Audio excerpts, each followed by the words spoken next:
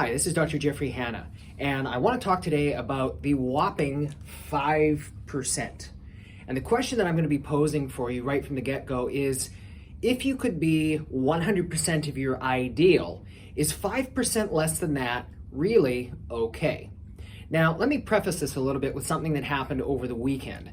I somehow or another managed to fall asleep with my arm raised up above my head like this. And I woke up in the middle of the night and found it's like, oh, I'm feeling some kind of weird, obviously, shoulder discomfort and all this sort of stuff. But I couldn't feel anything with my arm. And so what I did was I took my opposite arm and it's like, oh, okay, my arm has fallen asleep. Something has either compressed on the artery or is compressed on the nerve, or both, going to my hands. So number one, I can't actually feel doing this.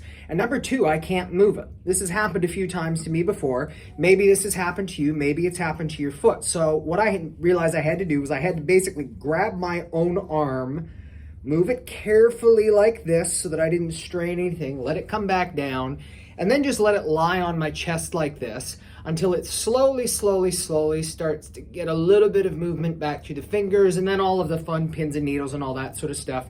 And then my arm and my hand is back to life, within a matter of a couple of minutes or so.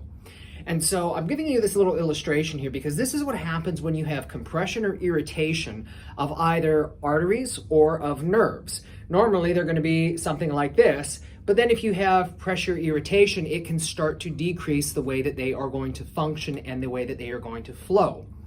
Now, in particular, there was a study done way back in the 70s that looked at, well, how much irritation on a nerve does it really take to diminish it? And what they found was that it really only took about 15 minutes and the pressure worth of about a 10-cent coin, and you could decrease the firing a nerve by about 50%. And even longer if you're going to keep it there over a sustained period of time and with pressure. Now, why do I mention this as far as 5%? Jeff, what are you going on about here? Well, I illustrate this to describe to you that a lot of times we're walking around with issues that are slowly choking away the ability of blood and of nerve flow to happen in our body. And the result of that is we could be getting sick and we don't even know about it. So what I've got for you is a fun little model here, and this is approximately life size, of the vertebra that's at the very top of your neck. And what we're going to do is I'm going to zoom in nice and close so I can point out a couple of things here for you.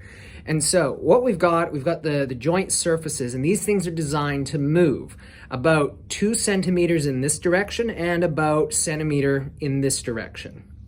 We've also got this opening, it's not quite there, there you go, opening on the side here and then opening on the side here. This is where the artery and the vein that are going to be supplying about a third of all of the blood to your brain go.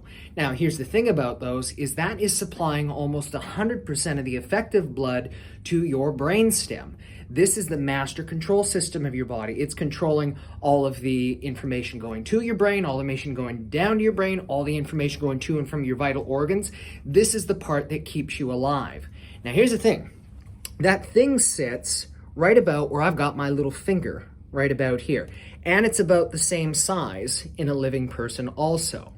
And so what I'm going to propose for you is the possibility that if over a period of time you've had something happen to you that you didn't know about that could be causing this thing to shift by even 1 millimeter off of its normal axis.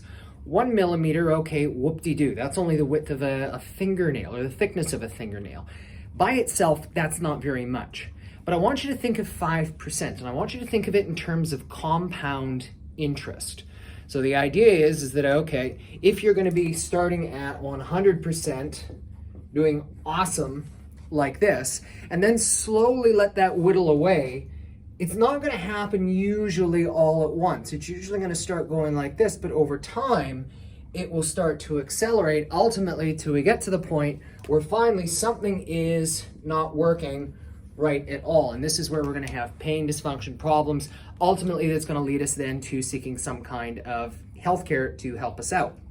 So here's my point about this, is would it be better, in your opinion, is it better to address things when they're all the way down here, or would it be a lot nicer if we're able to address it up here as a way of preventing problems before we even get them? Because even if we're talking about things that are only 1 millimeter in size, which represents 5% of the total movement of that area, that even the 5% multiplied out over a long enough period of time can and will lead to different kinds of problems down the track. Now, can I say what those problems are? No, I can't. And it's because your body's not stupid and it's not weak. It's going to try to adapt and coordinate for these processes as much as possible.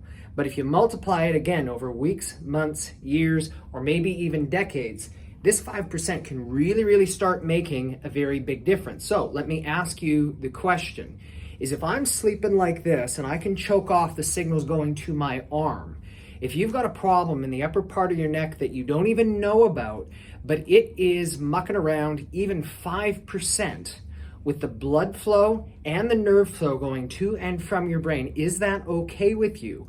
Are you okay with that loss of 5%? Do you want to be 5% less than you ideally could be? Or is it important to make sure that you are as close to your 100% as possible?